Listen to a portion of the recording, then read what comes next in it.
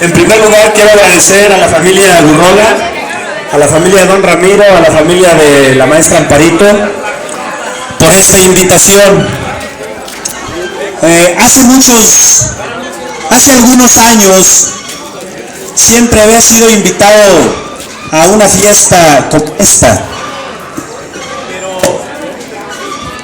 La única que pudimos estar fue hace 2 años cuando se presentó un libro ahí en la Casa de la Cultura.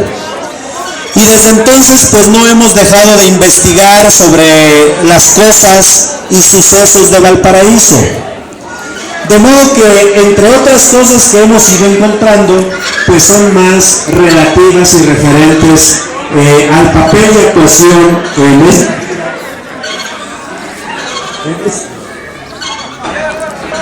maestro de sonido.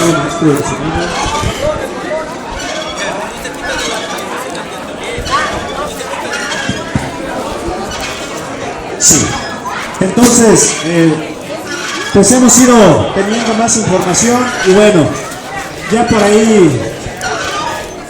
ahí nos presentaron y comenzamos con lo siguiente. Yo supongo que todos los presentes saben pues quién es el maestro Manuel Gurrola, aunque no todo lo que está escrito. El maestro Manuel Gurrola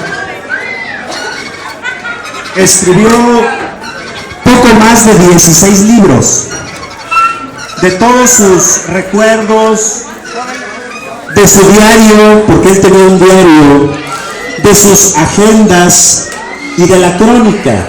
Puedo decir sin lugar a dudas que fue el primer cronista de Valparaíso.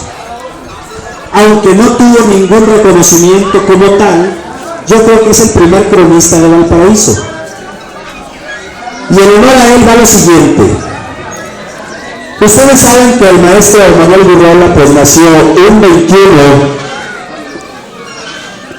20 de enero de 1891.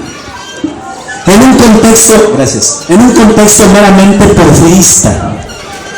¿Qué significa hablar del porfirismo?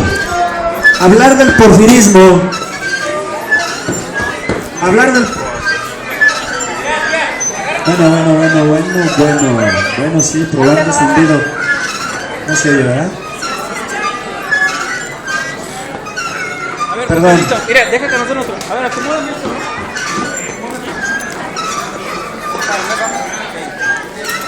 Sí, gracias.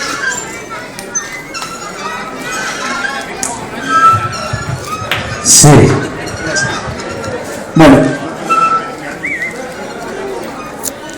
Bueno, gracias.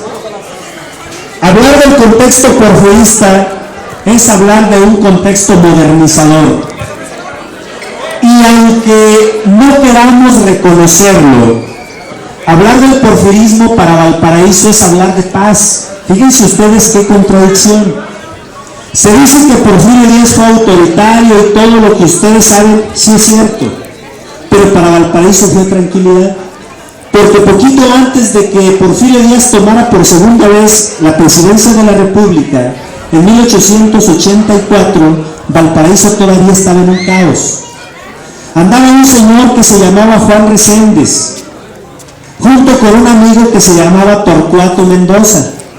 Ellos eran los que desacomodaban la ciudad.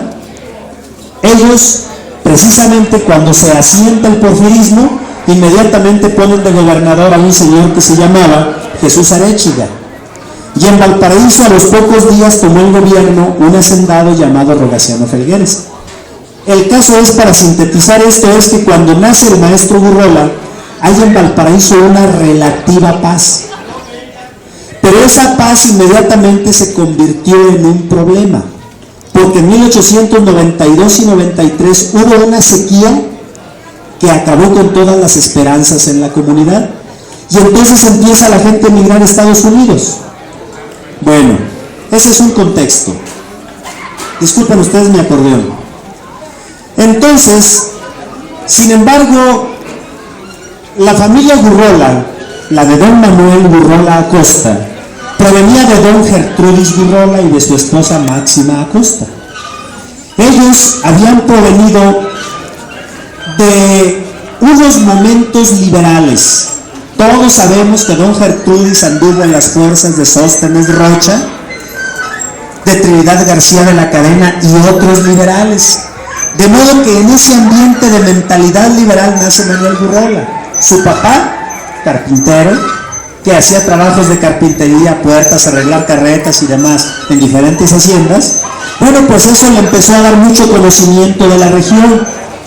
Y entre esas estuvo haber estado en San Antonio de Padua, donde en un trabajo de elaboración de carretas se dio cuenta cómo era la costumbre de los hacendados, de que le alteraban las cuentas a los peones en las tiendas de raya. Y bueno, él por ahí en algunas discusiones que tuvo con el hacendado don Benigno Soto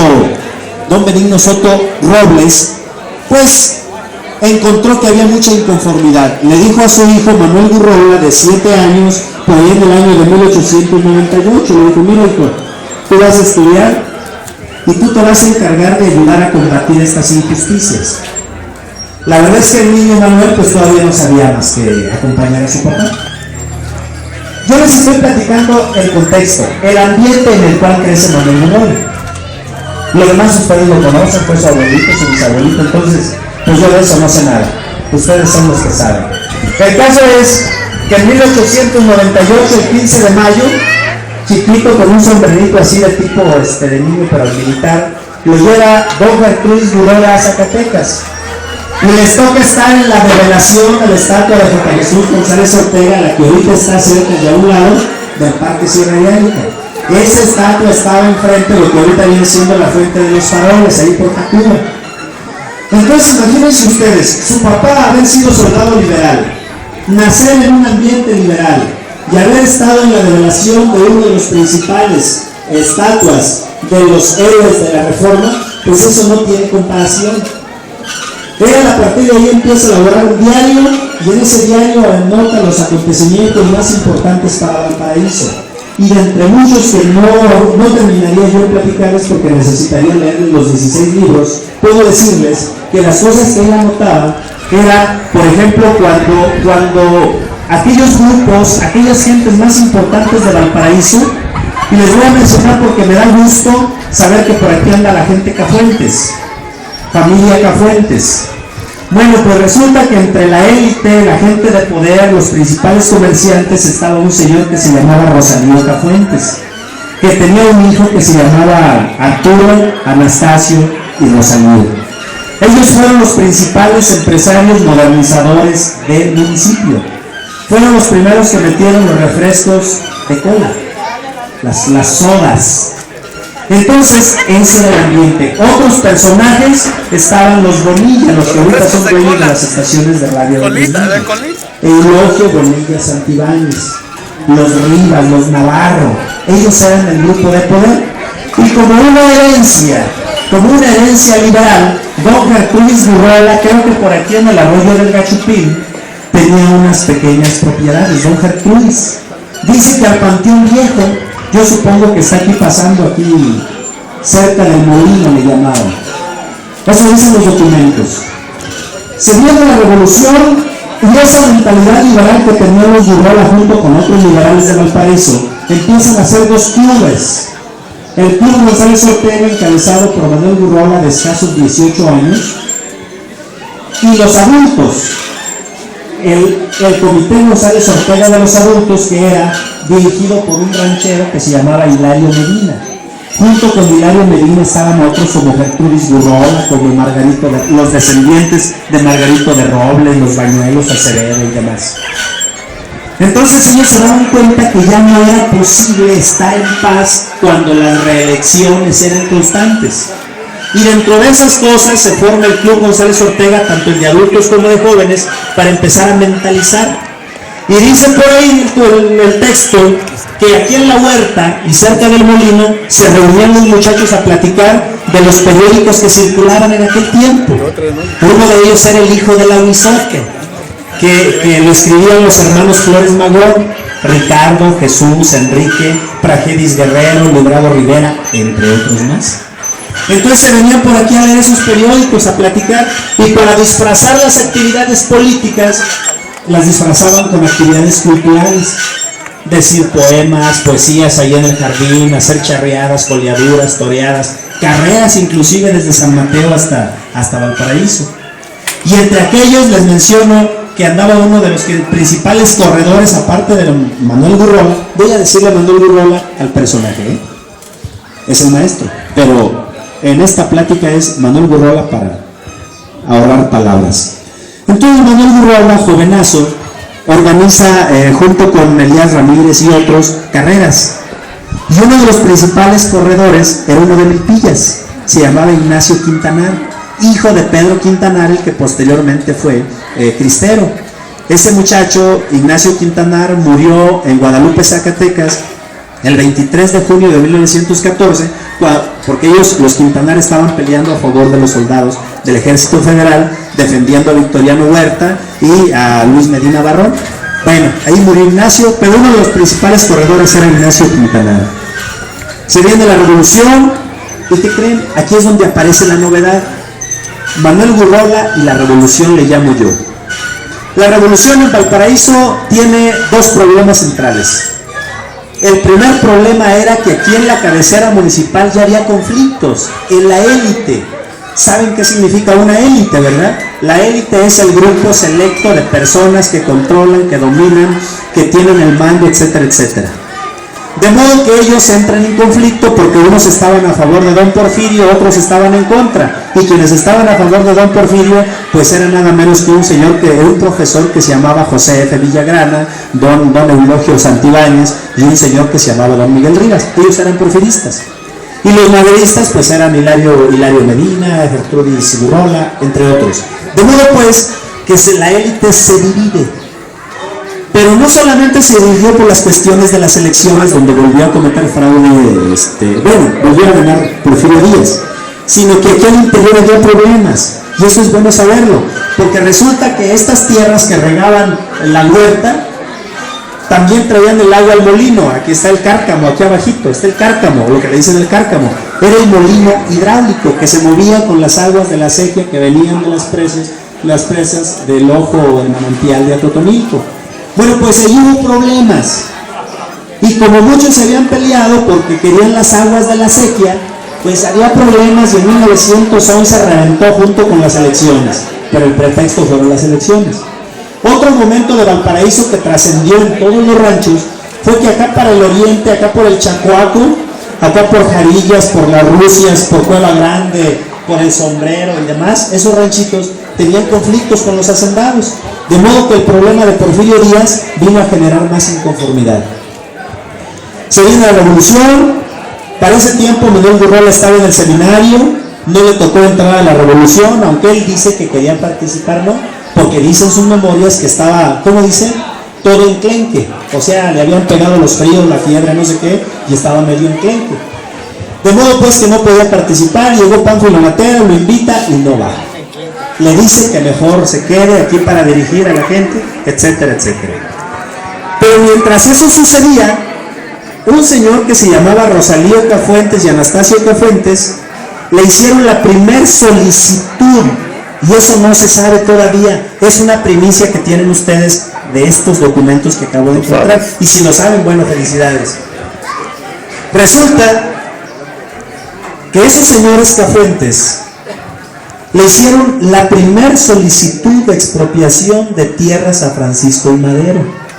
Un 4 de noviembre de 1911 levantan un escrito, y entre los firmantes iban todos los pequeños propietarios que están entre la cabecera municipal y Atotonilco. Todos esos propietarios que estaban aquí, que regaban con las acequias, bueno, ellos querían pues aprovechar esas propuestas que Madero había hecho en el plan de San Luis Potosí, en el artículo 3, que hablaba de que iban a revisar los expedientes agrarios, etcétera, etcétera.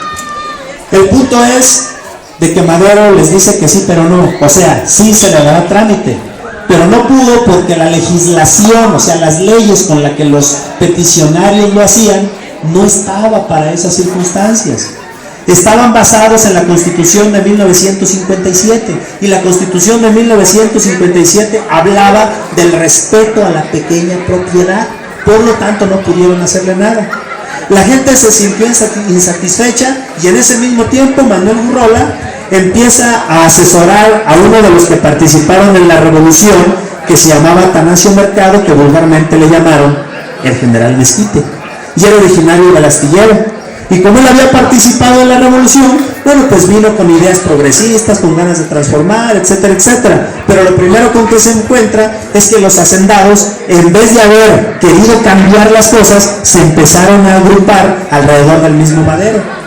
Rogaciano Felgueres era maderista, háganme el favor. El hacendado que había gobernado durante el porfiriato se había vuelto maderista. Entonces, en vez de atender las demandas, se volvió a concentrar el grupo de hacendados. Hicieron la burla a Atanasio Mercado y de burla precisamente le dijeron: oye, ¿y cuáles tierras te dieron? ¿Ya te dieron las tierras? Le dijo Rogaciano. Dice: pues no, patrón, pero yo mero. No, dice que la tierra única que te van a dar va a ser la de las uñas. Y tú, en vez de ser general, eres el general Mezquite. Y se le quedó el general Mezquite. De modo que el general Mezquite, avergonzado, traicionado, defraudado, porque la revolución de Madero no había servido más que llevar al poder a unos cuantos porfiristas todavía y hacendados, empiezan a organizar una huelga. Es la primera huelga que se registra en Valparaíso, el 4 de noviembre de 1911, y cerca de las haciendas del Astillero, del rancho El Tejuján, Peña Blanca, etcétera, etcétera, por ahí esos lugares, hicieron la huelga más importante que ha habido en la historia de Valparaíso. Entonces el general Mezquite se acerca con Manuel Gurrola como presidente del Club González Ortega y le dice: ¿qué hacemos? Y dice: pues si prometieron los hacendados que iban a acomodar las cosas, pues hay que exigirlas. En San Mateo, por su parte, y en San Agustín y en otras haciendas como en Lobatos con los Fernández de Córdoba, les dijeron que si no se iban a la revolución les iban a dar la mitad del partido. Ustedes saben qué es el partido. El partido es una porción de la cosecha. Si las tierras las presta el hacendado, entonces hay que darle una porción. Pero el sistema de haciendas era a la tercia, o a la cuarta, o a la quinta. En este caso era a la cuarta, aquí por la región. Y entonces los hacendados les dijeron a los peones que no se fueran a la revolución y que les iban a dar la mitad de la parcería. Los muchos peones contentos dijeron que estaba bien, que no se iban a ir. Pero cuando triunfa Madero les dicen que no va a haber nada y que no se hagan ilusiones. Por eso hicieron la huelga. Ahí estuvo dirigiendo ese movimiento Manuel Gurrola. Y déjenme decirles que cuando yo leía al maestro Gurrola con sinceridad, yo no lo creí. Yo no lo creí, se los digo sinceramente. Pero como no me quedé con la duda tampoco, me metí a buscar los periódicos, y en el periódico del País, que salió en ese tiempo, así se llamaba El País, otro que se llama El Demócrata, relata que en Valparaíso el dirigente, así lo llaman, fíjense ustedes, el dirigente del Club Demagógico Zapatista, así le llamaban al Club González Ortega, el Club Demagógico Zapatista está asesorando a los huelguistas de Valparaíso. Allí estaba Manuel Gurrola. Entonces vean las dos circunstancias. Por un lado, los campesinos y peones se alborotan y les hacen huelga a los hacendados. Por el otro, se está organizando un sector de la élite de Valparaíso para pedir las tierras que eran donde estaban los cafuentes que les acabo de comentar. Bueno, se viene la toma de Zacatecas, el 15 de abril toma Valparaíso, Pánfilo Natera, Santos Bañuelos, Tomás Domínguez, Justo Ávila y otras gentes, y dejan en Valparaíso a varias personas, pero se recrudece la revolución y mucha gente tiene que huir. Se van, entre ellos Manuel Gurrola se va a Durango, lo hace por allá hasta de ferrocarrilero, ¿cómo le llaman de los que se... Furgonero. Esa es la palabra, gracias. Entonces, pues está trabajando allá y hasta 1917 se decreta la Constitución de los Estados Unidos Mexicanos, 5 de febrero, y el 20 de noviembre de ese mismo año en Zacatecas se elabora la primera ley agraria. La sacan en el periódico oficial el 1 de diciembre de ese mismo año. Fíjense, primero en Zacatecas tuvimos ley agraria y después Constitución. Eso es interesante, porque resulta que hasta el 9 de febrero de 1918 se saca la Constitución. Primero hubo ley agraria y después Constitución. Ahí es donde otra vez viene y participa Manuel Gurrola, es llamado por uno de sus amigos que era Elías Ramírez y que por cierto era el administrador de la hacienda de San Juan de la Tapia, ahorita conocido como San Juan de Abad. Entonces le dice que tiene un amigo y que quiere conocerlo, que se llama Rigoberto Valdés, y que pues lo está esperando, que porque sabe que tiene buenas ideas y que a lo mejor coinciden. Vienen y coincide con la presencia también de un carrancista que había estado en las fuerzas de Panfilo Ortega y que se llamaba J. Jesús Talamantes. Se juntan los tres. Jesús Talamantes muy calmado, muy serio, muy corto de palabras. Gurrola muy fácil para la palabra, muy bueno para el discurso, y Rigoberto Valdés más ideólogo, más ¿cómo diríamos? Pues más ideólogo, con más propuestas. Se hace un grupo y en la torre de la iglesia forman la alianza y el juramento donde dicen que van a luchar por las tierras de Valparaíso. Una de las reglas que tuvieron muy claras, por lo menos así lo dice el maestro Gurrola, es que la promesa era luchar contra las injusticias, pero sobre todo tratar de que no mancharse las manos de sangre. O sea, no vamos a matar a nadie. Eso es lo que queda claro. Se viene la primera petición agraria el 23 de diciembre de 1917 y ya anda, pero esta primera petición no la hace Gurrola, no la hace Rigoberto Valdés, y ahí hay un error. Quienes aseguran que las primeras peticiones la hizo Rigoberto Valdés. No, la hicieron los encargados del ayuntamiento, y quien encabezaba ese ayuntamiento era Pedro Edmundo Trujillo. Su hijo, un año anterior, en 1916, había sido presidente, se llamaba Delfino Trujillo. Para 1917 ya era diputado, y él les encargó, les tocó encabezar esa ley agraria. De modo que inmediatamente se vienen a Valparaíso. El artículo 2 de la ley agraria dice de que se diseñará una zona de fraccionamientos donde la población sea mayor de 4,000 personas, y dependiendo del número de personas iba a ser el radio de acción. A Valparaíso, con 4,300 y fracción de personas, le tocaban 16 kilómetros a la redonda. De modo que, tomando Valparaíso como centro, se extienden hasta poco más de San Mateo, Lobatos, Purísima de Carrillo, Santana, hasta por allá, Chacuaco, y da vuelta hasta el Astillero, Tejucán. Todos 16 kilómetros era lo que alcanzaba. Pero resulta que la élite, quienes estaban gobernando, no tenían tanto el interés de repartir la tierra. Lo que querían era quedarse con las tierras ellos. Y cuando llegaban los verdaderos necesitados de tierras, les ponían un montón de trabas, les vendían el acta de nacimiento, todo el reconocimiento de ciudadanía para tener derechos, se los vendían a un precio que los peones no podían pagar.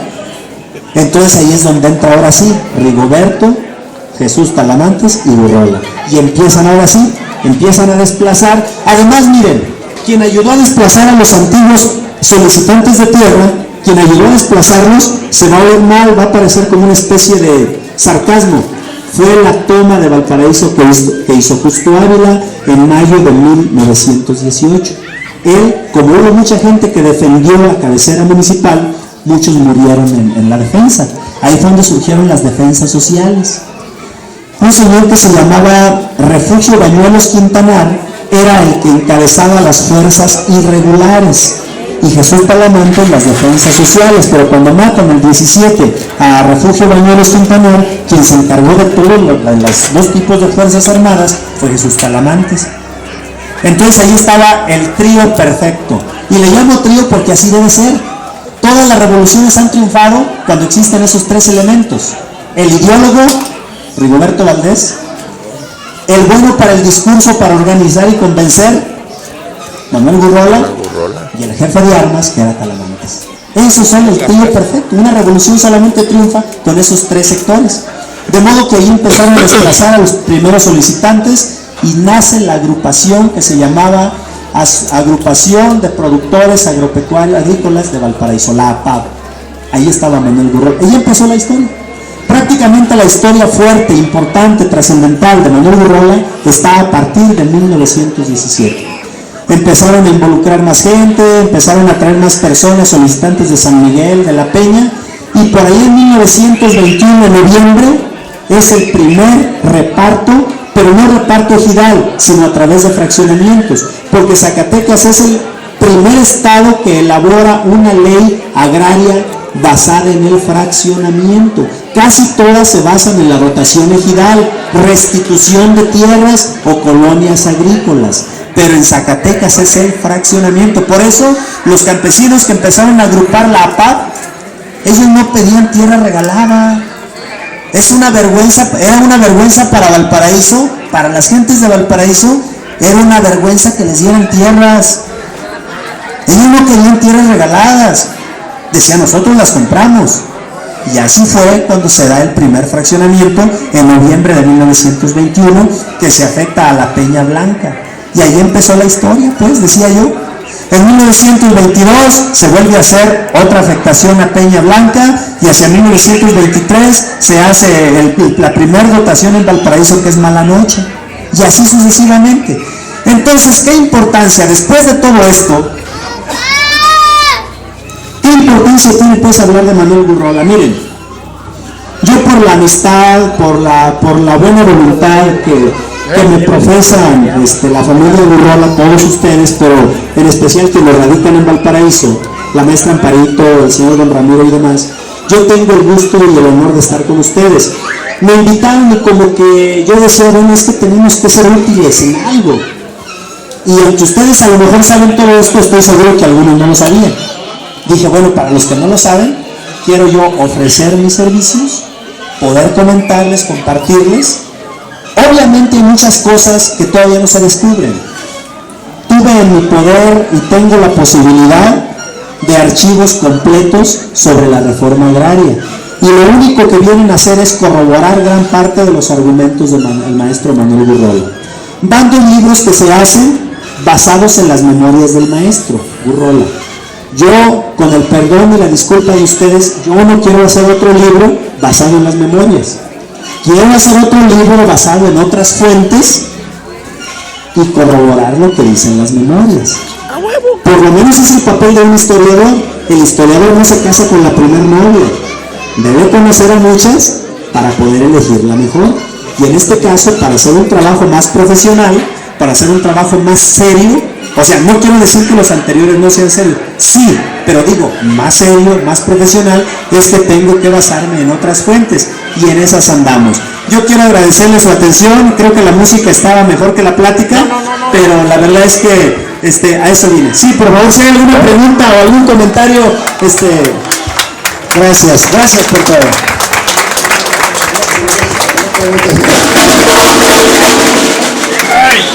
Una pregunta, señor. Usted comentó hace un momento, mi abuelito, bueno, llegó a furgonero. Quiero que defina la palabra furgonero, si no yo se lo defino. Mi abuelito llegó a ser furgonero en el ferrocarril. La palabra furgonero es, el que sería furgonero era abastecer las calderas de carbón, a mano abierta, funcionando el tren. Ese es el furgonero.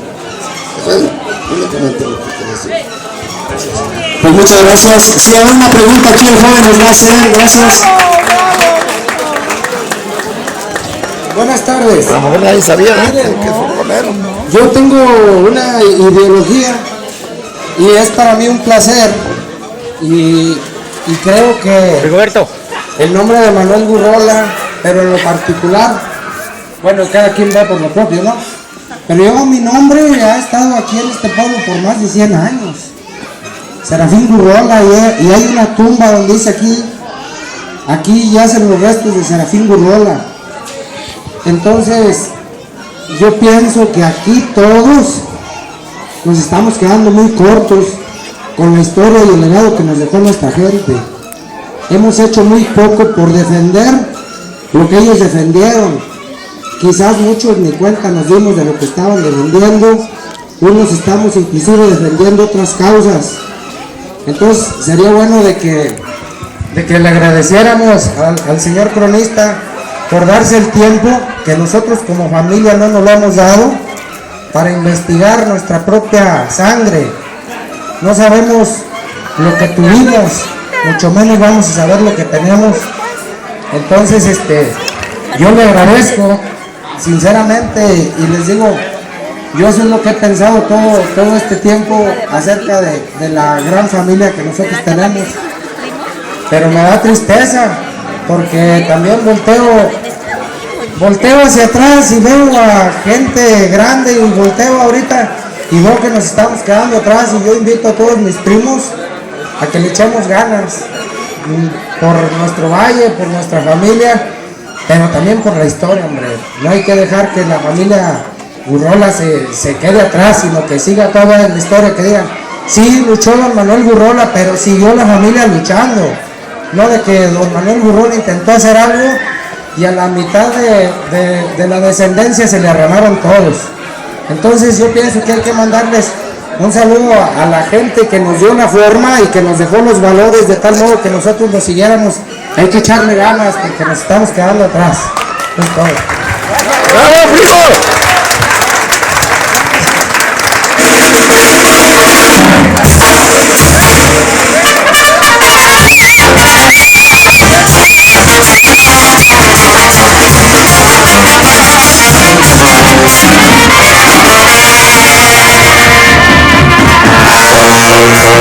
De una manera muy sencilla, pero de mucho corazón, aquí le hace favor de entregar, le dice 26 reunión de la familia Gurrola, otorga el presente reconocimiento al cronista Oliverio Sarmiento Pacheco, por mantener viva la historia de nuestro glorioso Valparaíso, sus personajes, lugares y costumbres.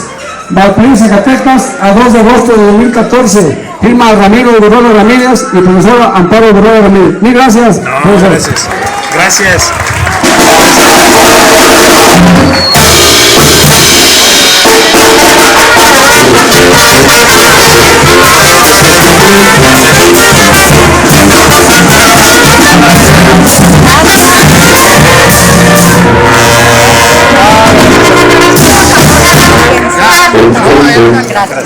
Chico Fuentes. Gracias a ustedes. Gracias a ustedes. Perdón. Gracias. Gracias, muy amable. Hay preguntas, les contestamos y ya las dejamos. Bueno, pues mil gracias y que sigan la fiesta.